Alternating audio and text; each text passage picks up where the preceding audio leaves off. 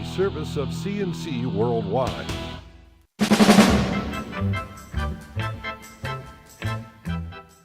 CNC Podcasts are a service of CNC Worldwide, brought to you by the Greece Chamber of Commerce, providing more than 800 member companies with business solutions since 1984.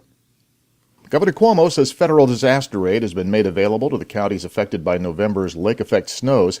President Obama signed the disaster declaration for the counties of western New York and the northern Adirondacks. It makes FEMA disaster aid available to help local governments cover their extra costs and fix damaged infrastructure. Those costs estimated at more than $49 million. Loans are also available to help small businesses and homeowners in the affected zones to recover. Monroe County Executive Maggie Brooks and officials from all 6 New York counties along the shore of Lake Ontario are protesting Plan 2014, the regulatory plan intended to let the lake levels rise and fall more naturally with the seasons.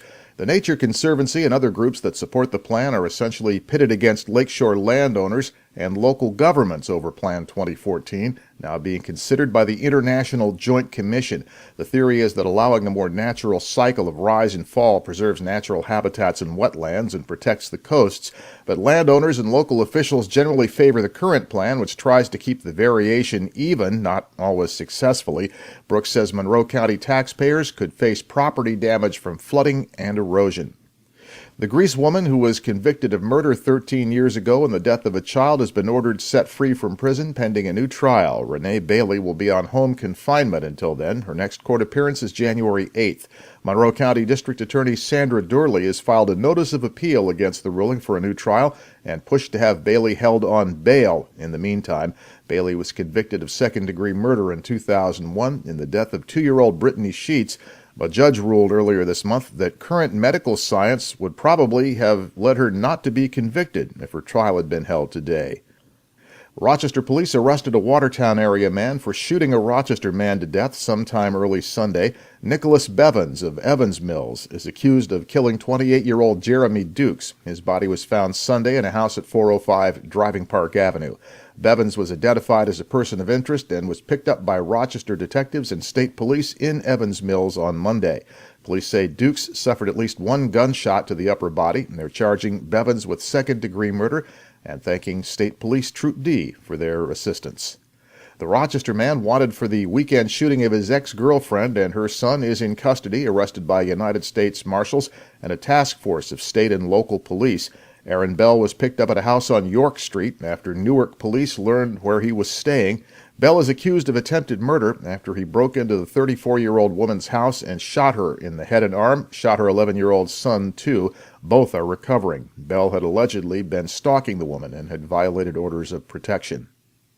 The Batavia man accused of second-degree manslaughter in the death of a 6-month-old child apparently hanged himself in his jail cell and is in critical condition. The Genesee County Sheriff's Office says Jeffrey Dietz was found hanging shortly before midnight Sunday. A guard performed CPR and he was rushed to the hospital. Dietz is accused in the death of Chandler Zooks, who died of traumatic brain injury, according to the medical examiner. Authorities have determined Dietz was not the baby's biological father. The man accused of running a no-show snowplowing service was in Gates Town Court Monday. Scott Romero's lawyer waived a preliminary hearing on felony charges of scheming to defraud. Romero is accused of contracting to plow people's driveways and parking lots, taking their money, then not showing up when the snow fell. Investigators think more than 50 people may have been scammed. Romero is facing charges in Arundecoit and Ogden as well. 3 young men have been charged with burglary, petty larceny, and criminal mischief for burglarizing the Penfield Country Club. The Monroe County Sheriff's Office says deputies went to the clubhouse on Jackson Road for a burglar alarm. There they found a glass door shattered and liquor missing from the bar. A canine dog followed a trail to a nearby address on Jackson Road, and their deputies arrested Ryan Wynn, Andres Kessler, and Walter Bateman, all of them 20 years old, and they found the stolen liquor bottles too. All 3 are in the Monroe County Jail. The Rochester-based pro-business group Unshackle Upstate has named its development director, Greg Burley, as CEO.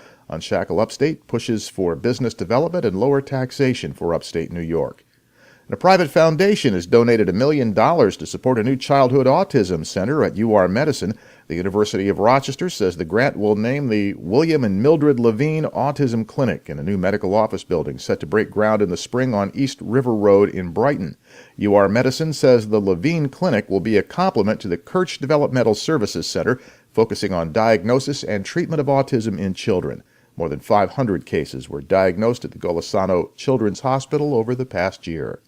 Your next CNC podcast is whenever you click on one of these pages and catch one. We post updates as necessary. I'm Bud Lowell, CNC News.